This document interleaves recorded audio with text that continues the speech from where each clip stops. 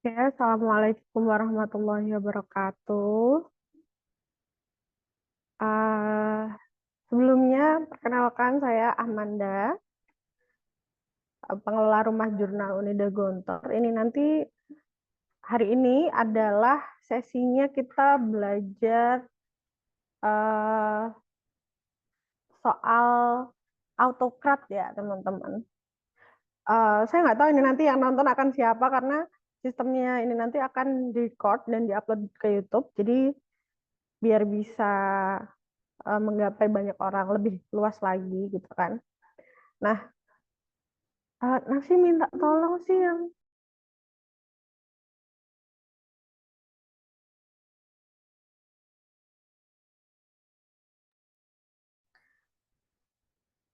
jadi hari ini kita akan membahas beberapa hal.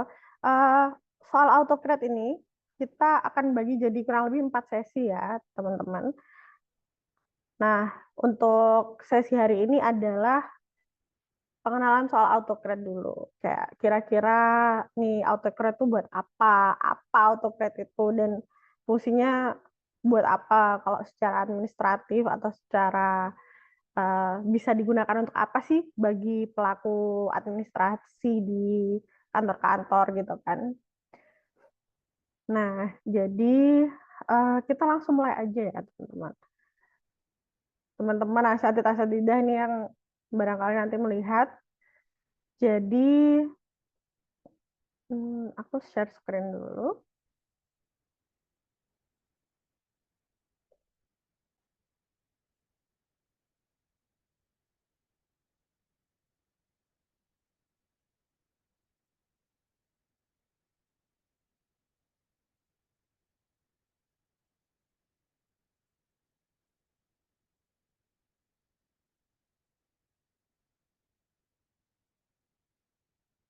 Nah, jadi apa buat apa toh autocrat itu tuh buat apa sebenarnya? Kenapa kok pasti sering lah atau ada beberapa yang pernah dengar atau belum dengar gitu kan.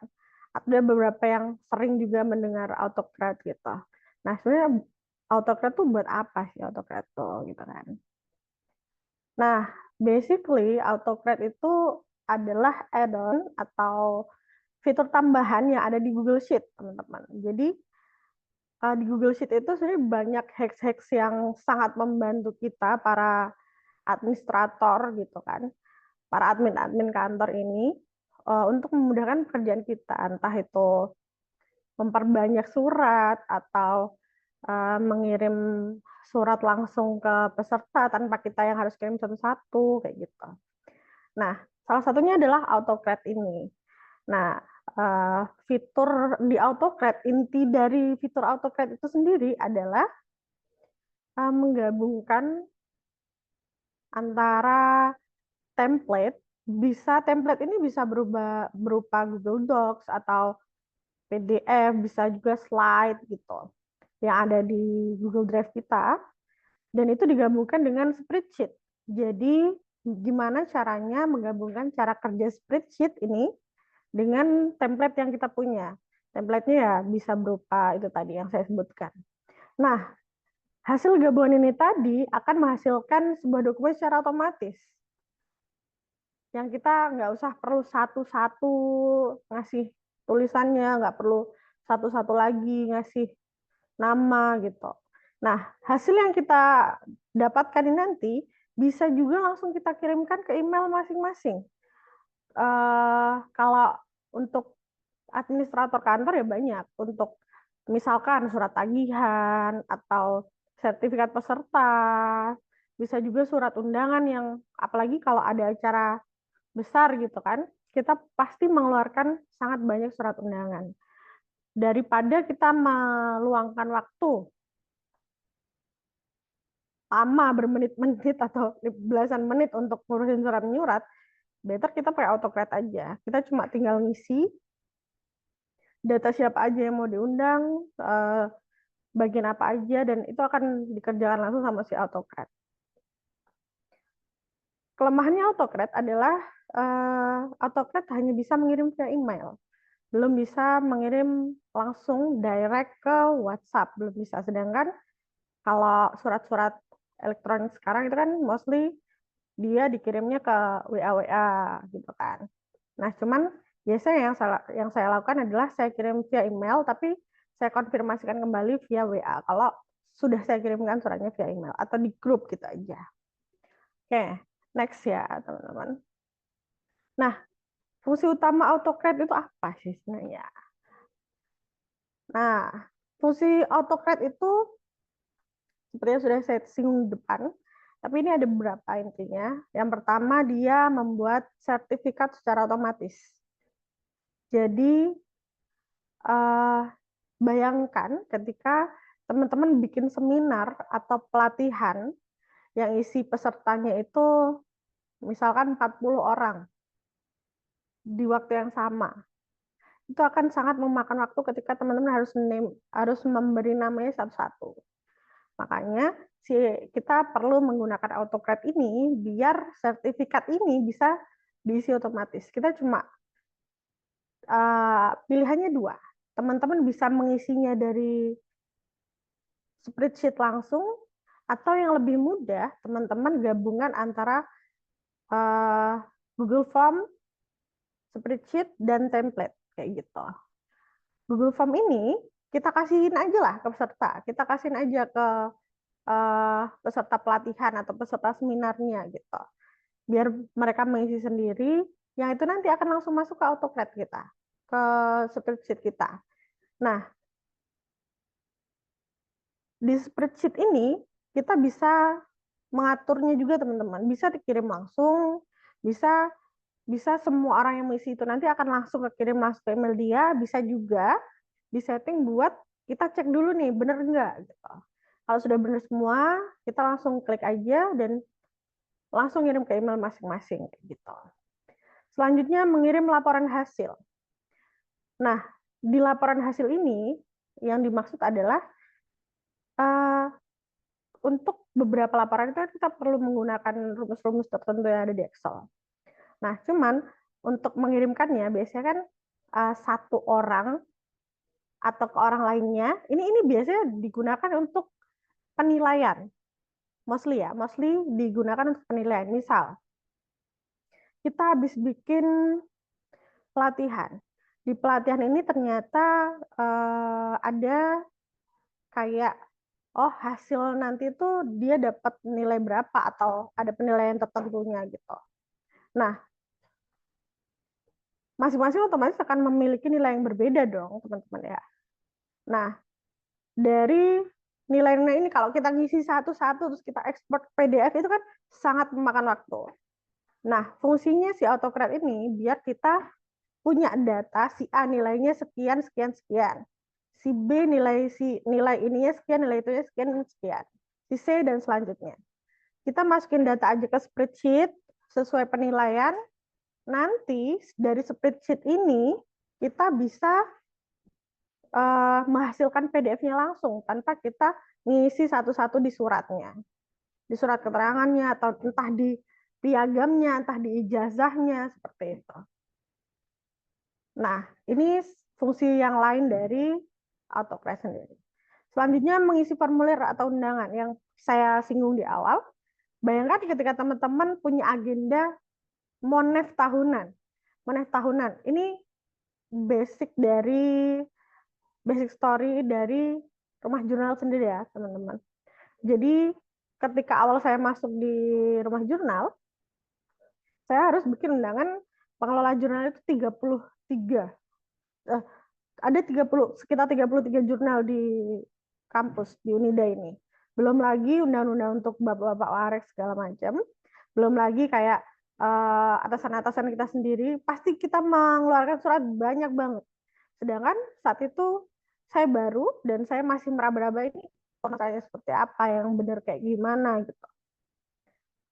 Nah, dengan AutoCAD ini saya bisa menyingkat waktu lebih banyak gitu. Daripada saya nyingkuk seharian kayak ngurusin surat doang, ya saya fokus buat bikin satu template surat yang mana itu nanti biar dikerjakan langsung aja sama si AutoCAD dan ya langsung keluar 33 surat dengan nama yang berbeda-beda, dengan keterangan yang berbeda-beda. Itu nanti bisa diatur teman-teman ya. Nah, selanjutnya dokumen-dokumen semua yang saya sebutkan tadi, sertifikat, piagam, surat menyurat, nilai, tabel, itu nanti bisa dikirimkan otomatis via email, teman-teman. Jadi kita udah nggak usah capek-capek. Kita nggak usah capek-capek kayak, oh nanti aku kirim ke email ini, emailnya apa ya? Si ini emailnya apa? Itu bisa langsung dimasukin teman-teman. Dan dia ngirim sendiri. Jadi kita nggak usah mengeluarkan waktu lebih banyak untuk hal-hal administratif ini. Jadi beberapa kerjaan kita sudah kepangkas, sudah dimudahkan di sini kayak gitu teman-teman ya. Nah, cara pemasangan. Itu tadi kan beberapa fungsinya teman-teman ya. Sekarang saya mau membahas soal cara pemasangan AutoCAD atau kayak cara nginstal AutoCAD itu kayak mana sih sebenarnya gitu. Nah, yang pertama adalah kita buka Google Sheet. Ini saya jelaskan dulu, nanti kita praktek. Aku kasih lihat tutorialnya. Kita buka Google Sheet, terus di Google Sheet itu ada menu namanya extension.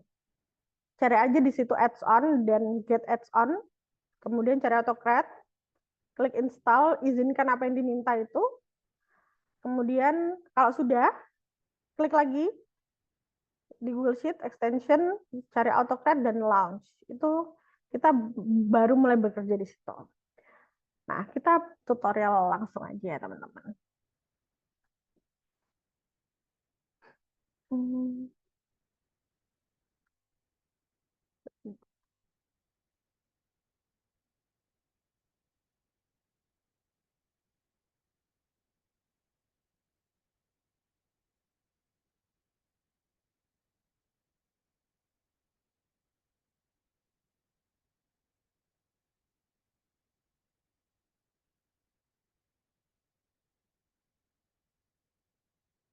Nah, kita tutorial langsung ya, teman-teman.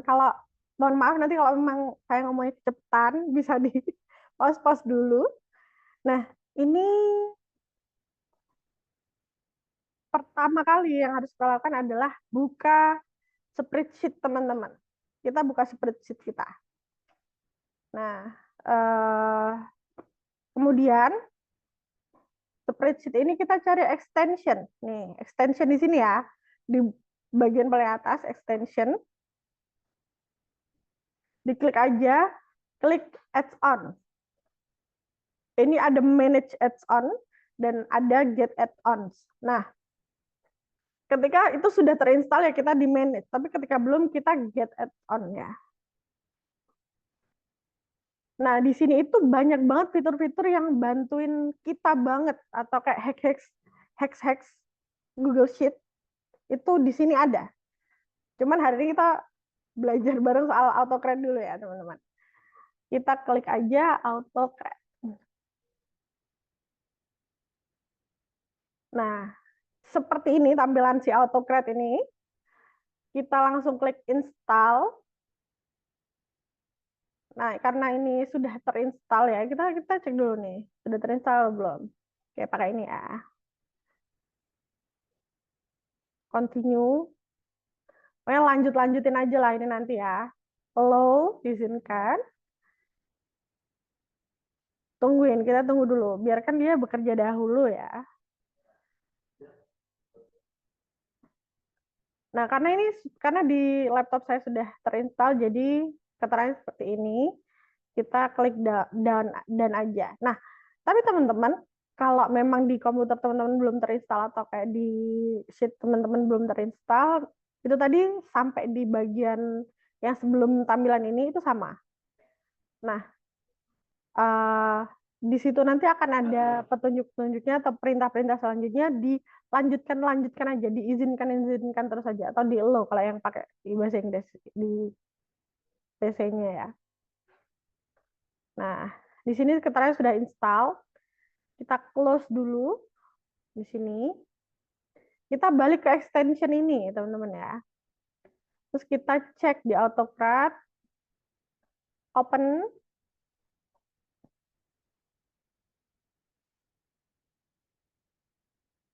Nah, tampilannya kayak gini. Kita tunggu dulu ya, teman-teman. Nah, di sini nanti kita klik new job, teman-teman ya. Di sini new job. Nah, buat ini tadi kan hari ini kita belajar soal instalasi atau pemasangan AutoCAD. Untuk cara pengoperasiannya kita akan pelajari di pertemuan selanjutnya, teman-teman, biar teman-teman nggak terlalu panjang banget nih video hari ini. Jadi mungkin dari saya cukup sekian. Kalau ada yang bingung, nanti ini kan video ini akan diupload di YouTube. Kalau memang ada yang bingung, tanya aja di kolom komentar, nanti biar dibalesin sama manajer kita ya. Uh, Pusat Nafsi ya. Nah, kayak gitu. Oke, cukup sekian dari saya. Ada kurang lebihnya, saya mohon maaf yang sebesar-besarnya. Akhiran, wassalamualaikum warahmatullahi wabarakatuh.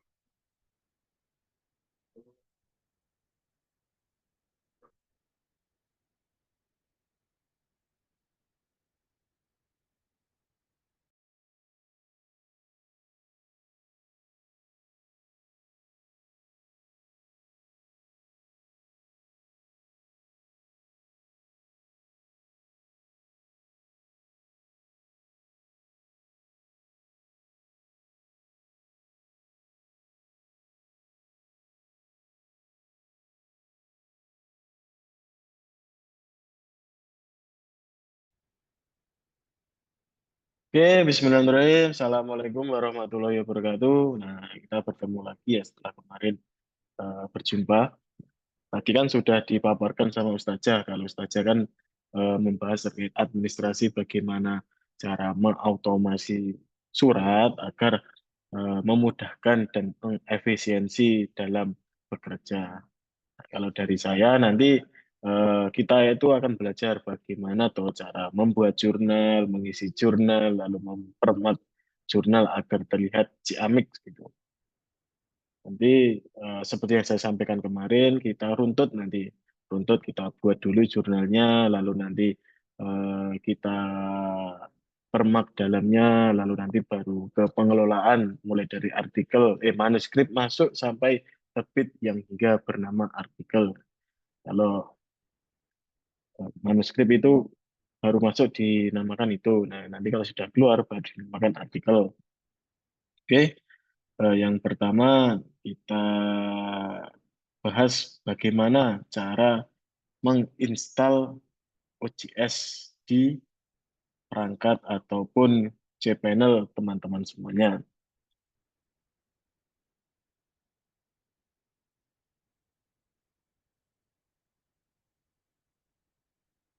Ya, sudah terlihat ya. Oke, sudah terlihat. Yang pertama, tentu saya akan membagikan dua cara ya. Cara yang pertama itu cara yang manual dan yang kedua itu otomatis. Namun kita tekankan bahwasanya lebih baik kita belajar yang manual dulu, lalu belajar yang otomatis. Karena jika kita sudah tahu apa saja yang diperlukan dalam eh, manual, nanti memudahkan kita ketika eh, tracking kesalahan atau tracking kendala ketika jalan di otomatis.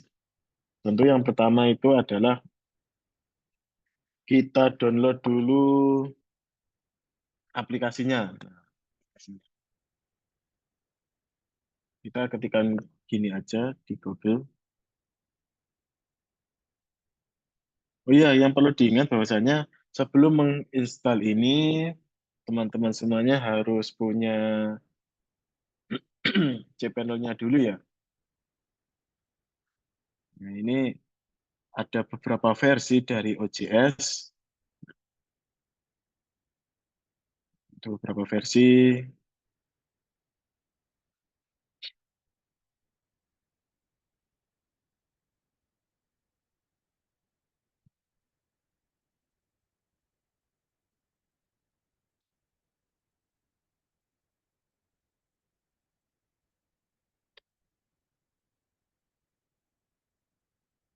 Yang terbaru itu di OJS 3.4, teman-teman. Lalu, apakah versi sebelumnya itu ada? Tentu ada. Nah, Kalau dari versinya itu di sini ya kita lihat. Ini ada yang terbaru itu 34. Nah, ini yang updatean terbaru di 24 bulan 8. Nah, ini kan banyak ya ini. Nah, mulai dari OJS 1, nah ini OJS 1, lalu ada OJS 2, versi 2 ini ya. Lalu ini ada versi 3. Nah, kita coba download yang lama saja buat contoh ya. Contoh misalnya nanti kita download ini aja, atau bebas sih, ini hanya bahan saja gitu.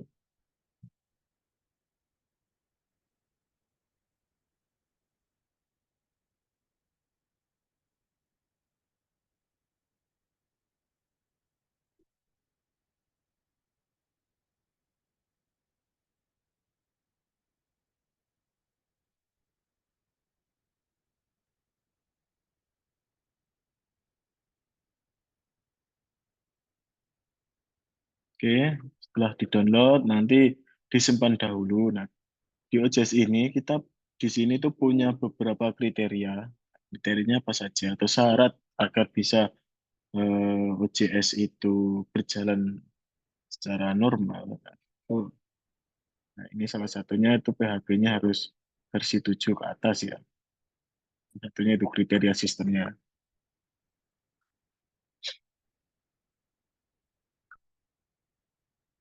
Nah, nanti hasil downloadnya itu seperti ini. Ini nanti kita ekstrak di cPanel-nya. Nah, setelah ini tadi sudah di-download, kita masuk pada cPanel-nya. Nah, nanti dari file yang sudah di-download tadi, itu ditaruh di sini ya, di public HTML. Sebelum ditaruh, nanti dibuatkan folder dulu. Folder misalnya, kita buatkan folder dulu ya. Misalnya nanti judulnya itu belajar gitu.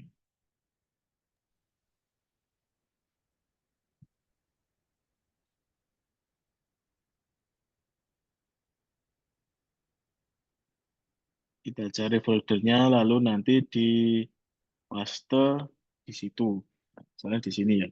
Ya ini salah ini. Harusnya tidak di sini.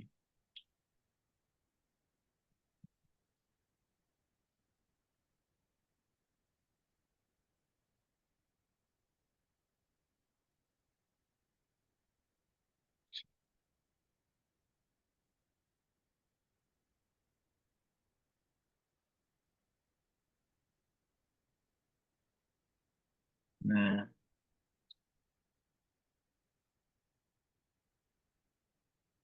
nah, ini sudah kita buat foldernya, lalu kita upload. Nah, upload yang file yang tadi kita upload di sini. Nah,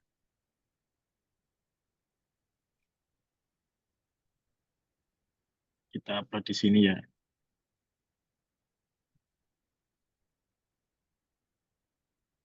Kita tunggu.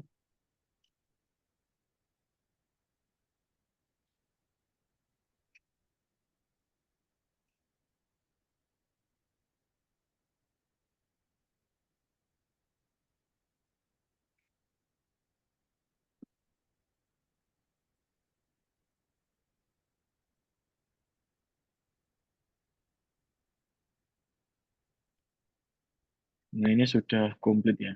Artinya sudah siap. Nah, setelah itu diekstrak. Setelah foldernya harus sesuai ya dengan yang dituju di sini. Tadi kan kita sudah buat belajar, maka foldernya juga harus di sini. Kita tunggu.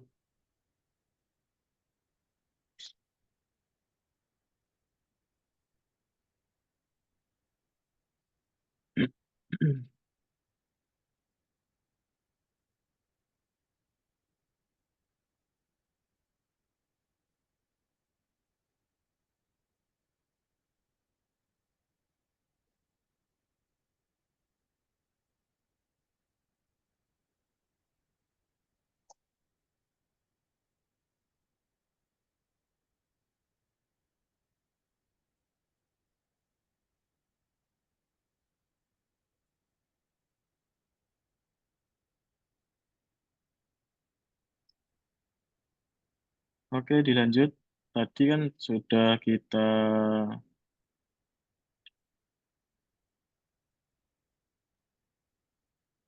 JPN ini sudah selesai ya, sudah selesai. Lalu ini adalah isi dari file yang sudah kita ekstrak tadi. Yang perlu diingat adalah setelah eh, diekstrak, untuk foldernya kita rubah namanya sesuai dengan nama OJS yang akan kita gunakan nanti ya. Misalnya ini nanti dibuat nama jurnal, jurnal belajar gitu. Nah, ini di sini. Nah, itu nanti ini semua sudah siap, maka selanjutnya adalah membuat subdomainnya. Subdomainnya gunanya untuk apa? Gunanya adalah agar ketika nanti membuka link tersebut, itu bisa mengakses isi dari folder ini atau UJS ini tadi gitu. Ini kan belum dibuat. Nah, ini di sini misalnya kita buat foldernya belajar. Nah, belajar jurnal itu misalnya ya. Lalu kita submit, kita buat ya. Ini hanya untuk simulasi saja. Ini nanti saya hapus kembali. Setelah domain dibuat, habis ini kita sambil menunggu ini kita buatkan eh, database-nya.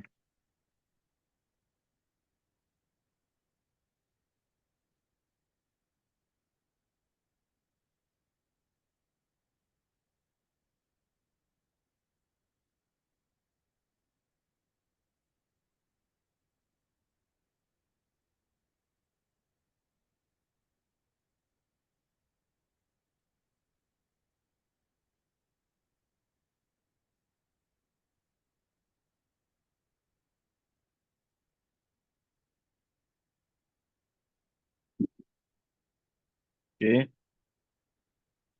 Setelah itu kita buat bagian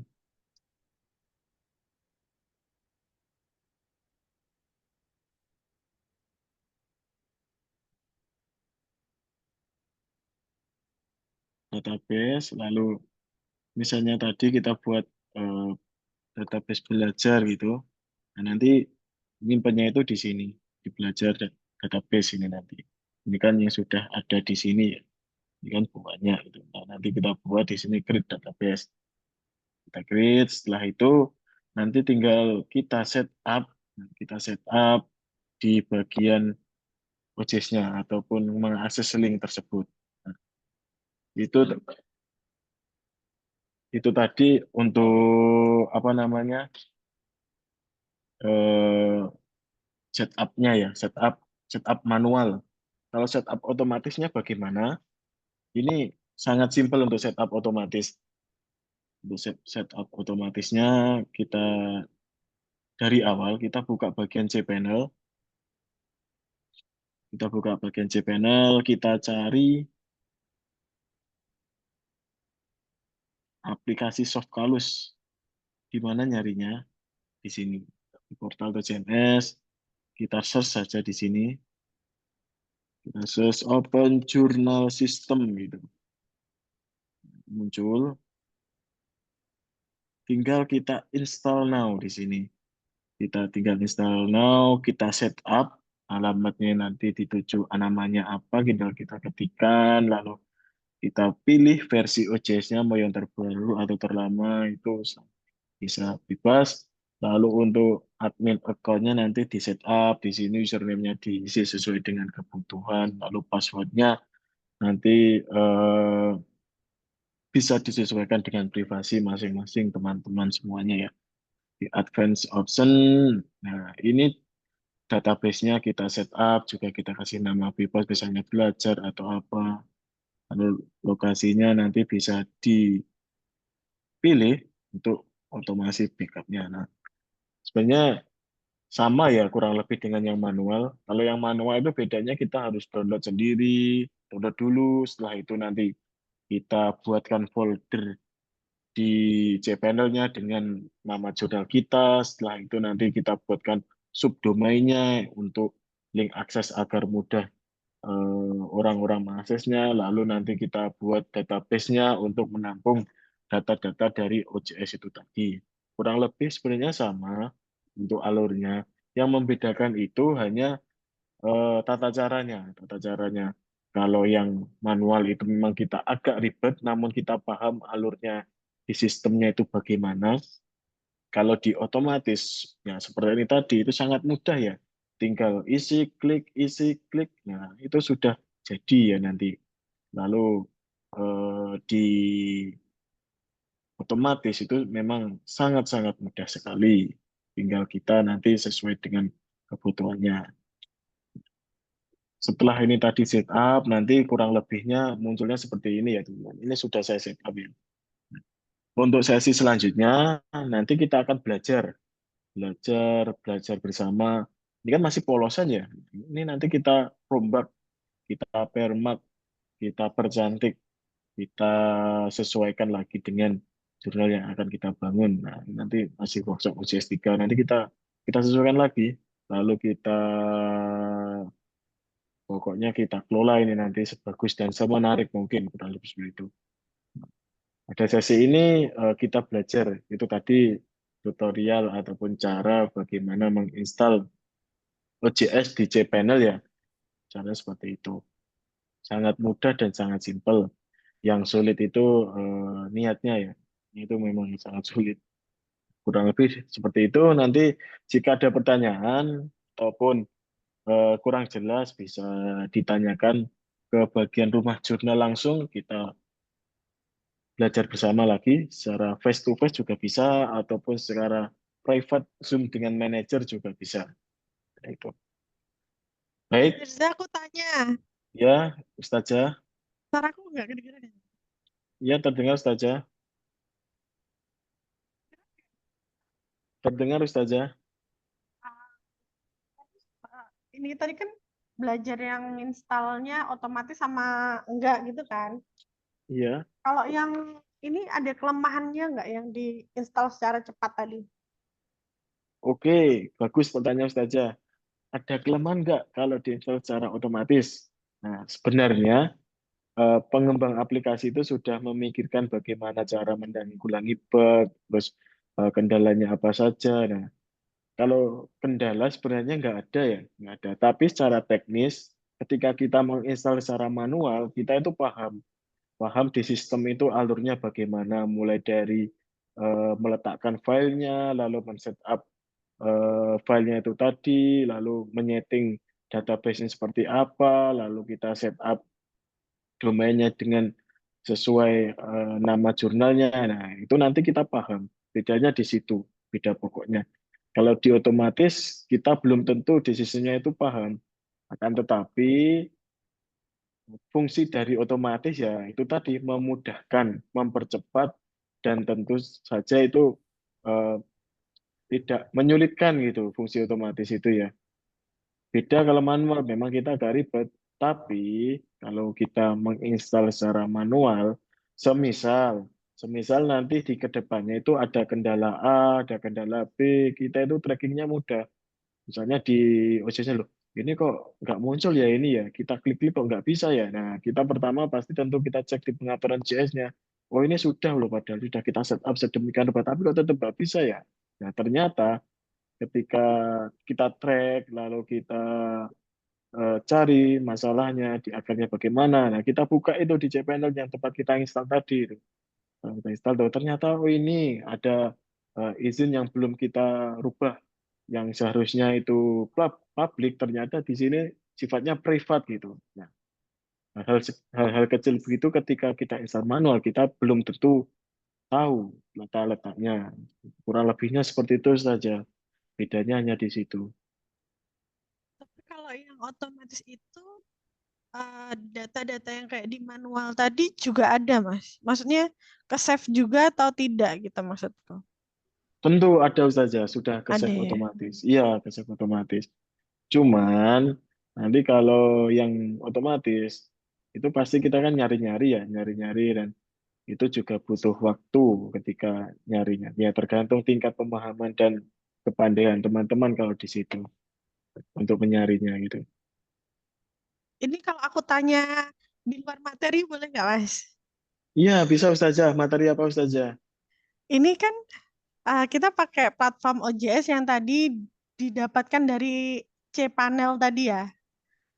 Ada dua Ustazah. Ada yang dari download sama ini developernya sama, cuman yang pertama itu sudah disediakan dari cPanel-nya.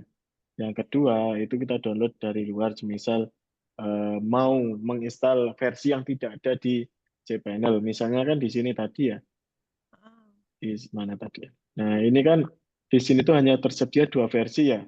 Nah Heeh. kalau kita download dari web, wah, itu bisa banyak mana tadi. Banyak sekali tuh versinya, kita bisa sesuaikan dengan Oh. kebutuhannya. Dan kalau di sini kan di web itu kan banyak sekali ya. Hmm.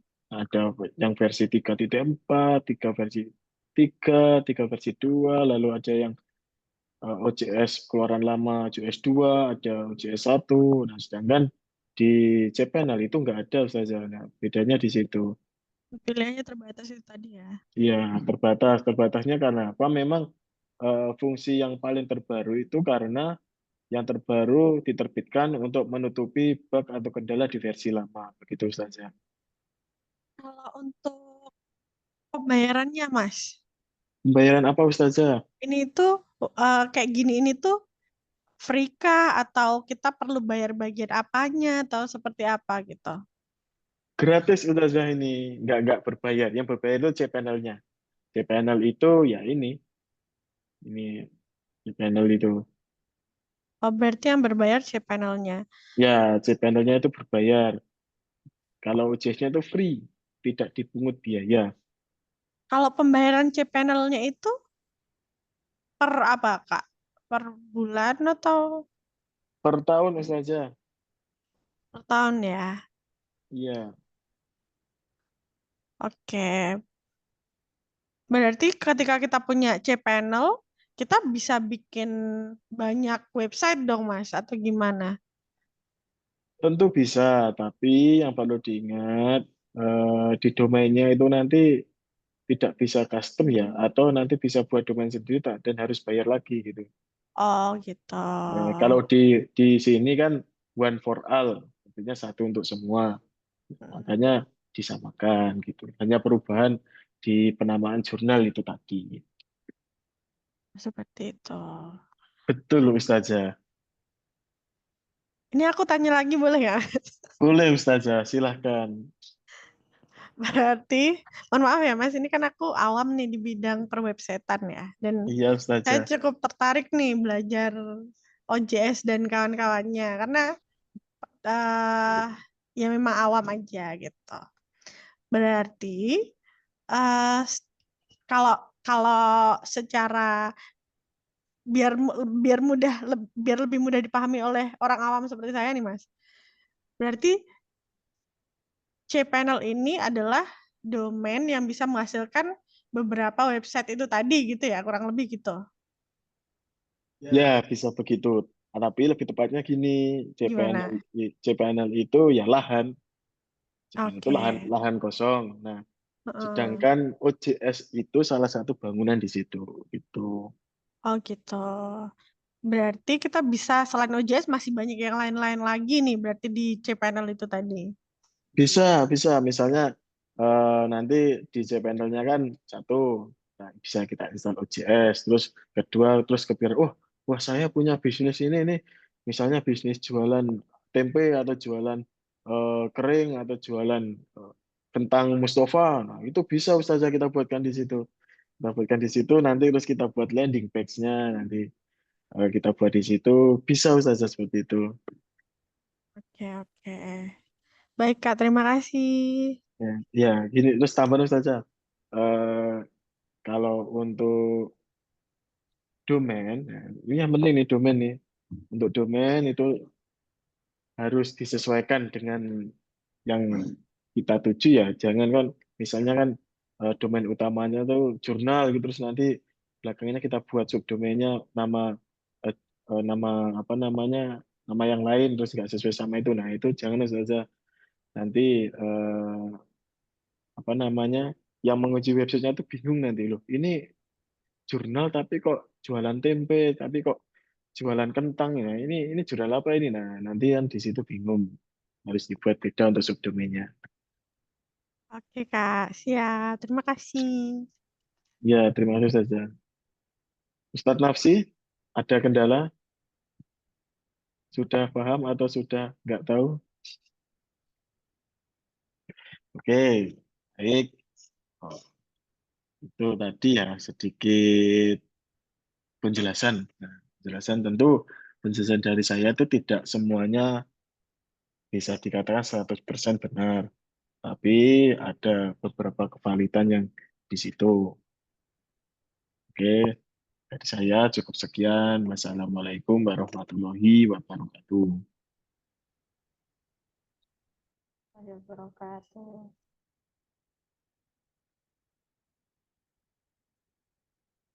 Oh iya, untuk rekan-rekan atau staf ataupun dosen yang menghajatkan ataupun ingin mengupgrade terkait Open Journal System dan administrasi di dalamnya, jika tidak bisa hadir dalam online meet ataupun Zoom meet, nah nanti bisa langsung ke rumah jurnal ya. Untuk waktu dan tempatnya dipersilahkan, insya Allah kita selalu menyediakan mimbar merah untuk rekan-rekan semuanya dan menanti kedatangan teman-teman semuanya. Tidak ada paksaan, namun bila ada kebutuhan bisa langsung datang kemari seperti itu.